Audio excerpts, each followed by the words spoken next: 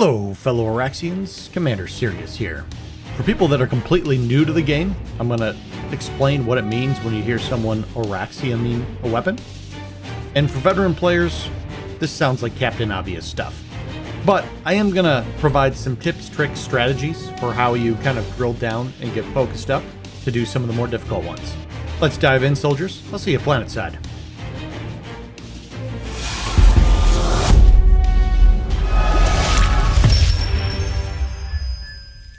Well, I admit it. I'm an achievement whore. I grind directives, and I grind Auraxium. I play weapons that are objectively terrible, and I hate them just to get an Auraxium medal. Let's be clear. I don't recommend that for you. If you get into this and you're playing a weapon that is just so darn frustrating, move on. Do something else. The game's supposed to be fun. Often what's going on there, though, is weapons are made for different playstyles. And each of us gravitates towards a different playstyle. Maybe you're a sniper. Maybe you're a ambusher, shotgun, light assault. What can happen is when people are grinding for Auraxiums, they will try to cram that weapon into their existing playstyle. And that just does not work.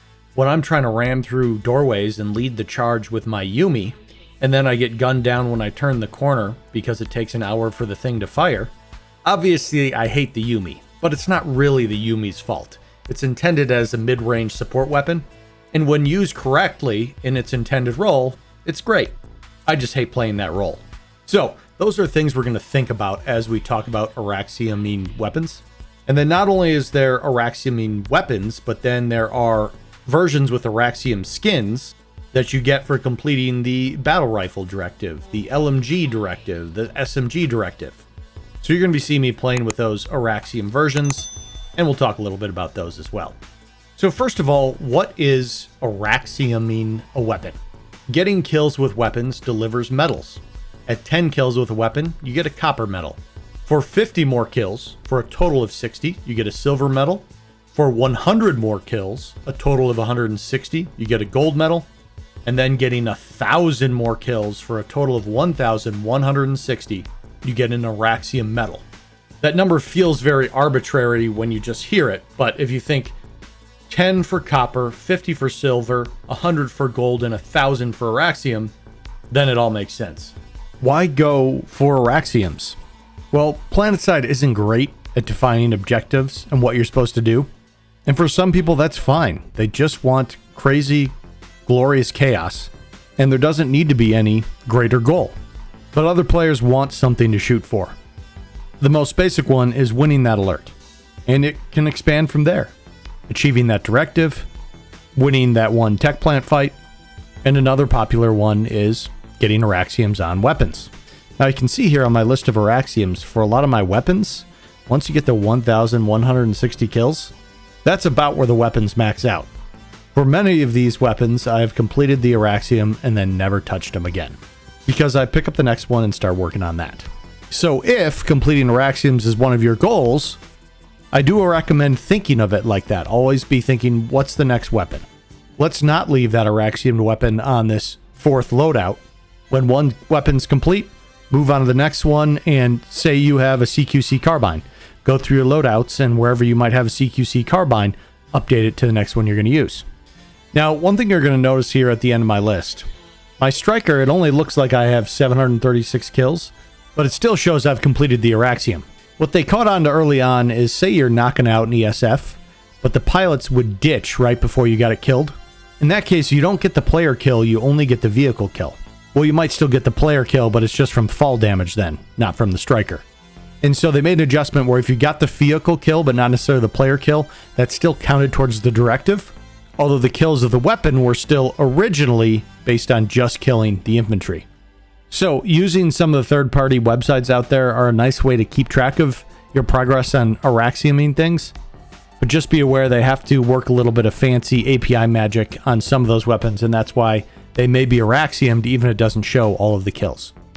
Okay, so we talked about why you might grind for Auraxiums just because you like to have that goal, you like ticking off achievements. There are a couple other benefits. You do get 200 certs when you complete an Auraxium. I realize that doesn't fully offset the cost of starting another weapon, but if you've been able to unlock the weapon, that should get you the attachments you need to make that a functional weapon. And another feature of grinding for Auraxiums that I think is nice is it puts you outside of your comfort zone. If you have only played shotguns and carbines, because you're an engineer, that's a great place to start. Those are good directives to wrap up. But there's going to be a point where you have Auraxiumed the shotguns and carbines. And chasing directives is going to help you push yourself out of that boundary and say, hey, let's go try some of these other classes, figure out how to play them. A well-rounded Planetside player should be functional all the classes. I don't expect you to be an expert on all of them, but there's a time when your squad might need someone running darts or radar. If you volunteer to be that infiltrator, it shouldn't be just you sitting in the corner. You should be able to still use it proficiently. And so if you've prepared yourself to start grinding the submachine gun Auraxiums, you will have played a little bit on them, got your loadouts ready to go, and you can jump into that role, even though it's not the thing you play most of the time. So let's start thinking about strategy. Let's start with a bad strategy. Do not work all 5 at one time. The way the directives are structured, it can kind of trick you into this. At the Adept tier, you need to get 3 of the carbines to 60 kills total. At the Expert tier, you need to get 4 of the carbines to the gold medal, so that's 160 kills total. So the directive naturally sort of give this effect that you want to spread out and start working on all of them bit by bit. So I hear people talking about, well, I've got my Track 5 loadout and my T5 AMC loadout and my NS11C loadout, and they jump between those loadouts so they can work each weapon up through the directives. Here's what I don't like about this, is it's going to totally screw with your muscle memory. Weapons play differently. The first shot kick is different. The horizontal recoil tolerance is different. The hip fire spread is different. And when you focus on playing just one weapon, you get really good at that weapon. You understand it. You account for that spread. You close your distance when you need to. You disengage from fights when you need to. You know the pros and the cons of that weapon and what it's really capable of. When I'm Auraxiuming a light machine gun, I have it on every heavy assault loadout that uses the light machine gun, and I also have it on my engineer loadout that uses the light machine gun. When I'm picking up a light machine gun, I know exactly how it's going to handle. So what I can't stress enough in this process is throughout your loadouts, you should try to reduce the amount of weapons you're using across them all. You don't want light assaults that have 5 different carbines, and engineers that have 5 different battle rifles, or scout rifles now, and medics that have 5 different assault rifles. Try to reduce the variety of weapons you are using at one time so your brain can think light machine gun.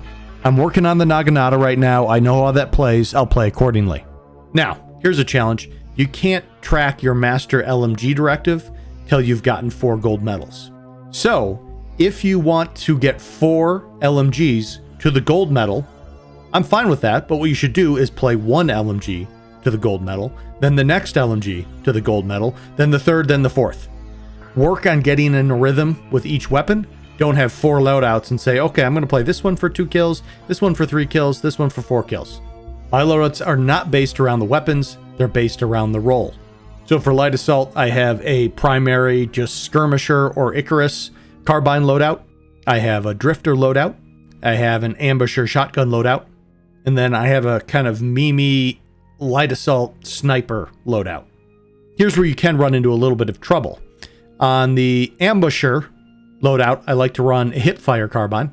And for my first loadout with the skirmishers or the Icarus, I usually like to do something that's more ADS. So the way I solve it is for like the NS11C, for example, for my ADS first loadout, I will put a forward grip on it. And for my drifter loadout where I want hip fire, I'll switch it over to a laser sight. So especially after the Arsenal update, you are able to specialize your weapons a little bit and stick with the one that you're grinding to Auraxium on. Now, not every weapon has a laser attachment option. For myself, personally, I forced it. The carbines hip fire well enough that I used one without a laser as a hip fire weapon. But those playstyles are different enough where maybe while you have the Track 5 out, that's your ADS weapon, and you'll use your NS11C as your hip fire weapon, and you're grinding to Auraxium on 2 carbines at the same time. The bottom line is make sure you don't have 60 active weapons across all your loadouts. Pick one shotgun, work with that. Your playstyle is going to change a little bit if it's an auto or a pump, but they still play a very similar role, so just adapt to the one you're using. Right now I'm working on my Baron. You can see me kind of shotgunning from far away. The Baron's good at range. If I had a pump out, I would try to close that gap a little bit before I was taking a shot. Now, let's talk about the actual grind, getting the kills. And there's an element of that where that's not really this video. You almost have to go watch Principles of Gunplay, maybe some of the advanced training videos, and those can just help you get more kills. But I do want to speak for a minute to that idea of getting more kills. Often it has been brought up that assists should count toward directives in some capacity. And I get that it is frustrating when you do 95% of the damage and someone vultures a kill, usually accidentally. But to be honest, when it's that much of a disparity is rare. If you're getting a bunch of assists, you're probably only doing 50% or less of damage. So if you are getting defeated by this mentality of, well, my kills are always being stolen, I can assure you that's not the case. Someone is doing as much or more damage than you in those situations most of the time.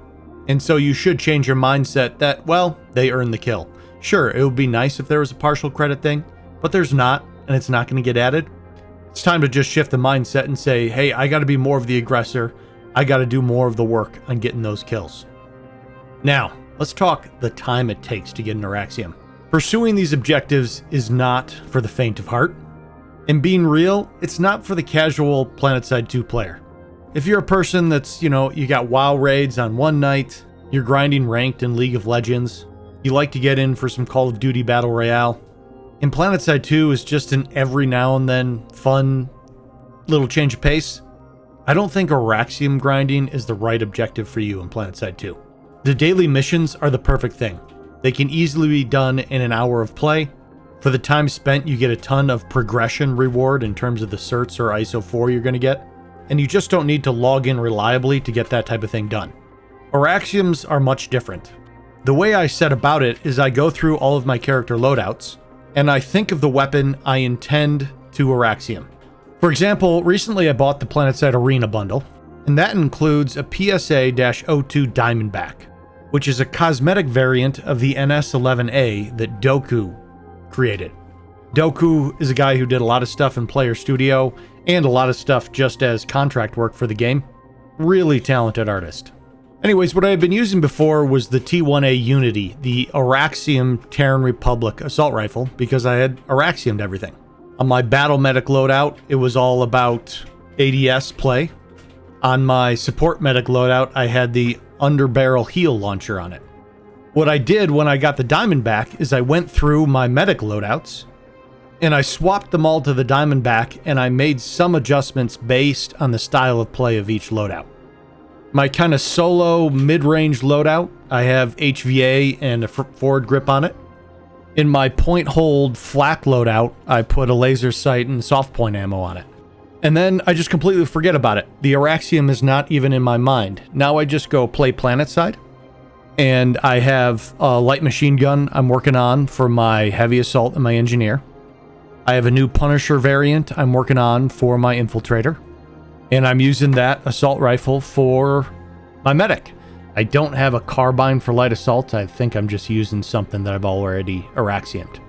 So it's sort of this set it and forget it thing. If you are sitting there like, ooh, I gotta get 100 kills to get the gold medal tonight in Planetside, it's just not a fun way to approach it. You start suiciding at people trying to get that one or that second kill with whatever weapon you're working on, when your focus should really just be on playing intelligently, making smart plays, and then all of a sudden the kills will start to flow in because you aren't going out and dying, suiciding all the time. And finally, I want to talk a minute about the exceptional directives. Auraxiuming weapons matter because the exceptional directives are based on Auraxiuming a certain amount of weapons, usually specialty ones. A lot of these directives require you to spend Daybreak cash, premium currency, to get some of those weapons. So some of these directives are just intended for the paying player, the player that's after cosmetics. Some of them can be completed, for example, with cert purchase weapons that you get in game. Example, the first exceptional directive. You can use the NS Patriot flare gun, the NS Candy Cannon, and the NS Deep Freeze. These are event weapons that you can unlock. And the bottom line is these are not good weapons. Some masochists out there grind with them so they can get their black camo. If you are determined to never spend a dime, great, that's the way to do it. But the way I did it is waited for the most advantageous Christmas bundles to come out, which release some of these cosmetic weapons that are used in some of these exceptional directives. And then that gives me more weapons that make it a lot easier to complete these exceptional directives. So if this is a video that really interests you, I would assume you're more on the front end of your Auraxium journey. I highly encourage you to start with the weapon directives, the light machine guns, the carbines. Look through those, pick the 5 weapons you want to use for it. And a lot of times that's based on what you have unlocked and maybe looking at, okay, this carbine I can get for 250 certs and this one's 1,000 certs. I'm going to work on the cheaper one. So work through some of those weapon directives first. Pick those targets as your Auraxium targets. And then you're sort of killing 2 birds with 1 stone in a sense of getting your directive and your Auraxiums in. Once you've got a few of those under your belt, or if, say, for example, you really got hard after the carbines because you play a lot of light assault and engineer, then you might branch out and start saying, okay, let me take a peek at these exceptional directives. What do I have to do to work on some of those? Okay. So there you have it, fellow Auraxians. Just thinking about the Auraxium grind. Auraxis, Auraxians, Auraxium. It's a mouthful. In the upper right, I am going to have a link to my Black Auraxium Bounty Hunter Edition video. It came out a long time ago, and it's before so many of the exceptional directives were available. But it gives an idea of how to go after the directives at that time, and it's still relevant for how you would approach it today. While you're there, I'm also going to have a link to my link tree that has all my socials. Please take a minute to, follow on Twitch, on Twitter, any of those other ones. If you are not, I am trying to spread out on socials. And if you have not and you made it this far, a like to the video would be super helpful. And please subscribe if you have not. That is where I'm going to leave you for today, fellow Auraxians. As always, thank you for watching. And until next time, I am Commander Cyrious, and I will see you Planetside.